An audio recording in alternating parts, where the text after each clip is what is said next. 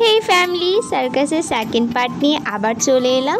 দেখো জোকারগুলো কীরকম মজার একটা খেলা দেখাচ্ছে। পার্ট 1টা যারা এখনও দেখোনি অবশ্যই দেখে নিও। তারপর সাইকেলিং হলো আর আস্তে আস্তে টাইমটাও শেষ হয়ে গেল, খেলাগুলোও শেষ হয়ে গেল। এটাই ছিল লাস্ট খেলা, চোখ বন্ধ করে মাথার ওপর ফলটাকে কাটা। বাট সার্কাসে সব কিছুই ছিল, কিন্তু অ্যানিমেলের যে খেলাগুলো হয় সেগুলো কিন্তু দেখালো না। বাট আমি আগের সার্কাসে দেখেছি। টেস্টি মোমো খেয়ে মেলা ঘুরতে চলে গেলাম। এটা ছিল রথের মেলা। এই মেলাটা 1 মাসের মতন থাকে। এটা সব থেকে বড় মেলা বলতে গেলে। কি সুন্দর সুন্দর ইয়াররিংস ছিল, ঝুমকো কানের ছিল, আর এখানে সব ধরনের জিনিস পাওয়া যায়। জামা কাপড় তো পাওয়াই যায়, আর এখানে সোফা, বেড, ডিজাইন করা পর্দা থেকে শুরু করে অনেক সুন্দর সুন্দর স্লিপার, সালোয়ার স্যুট, বেডশিট সব কিছু।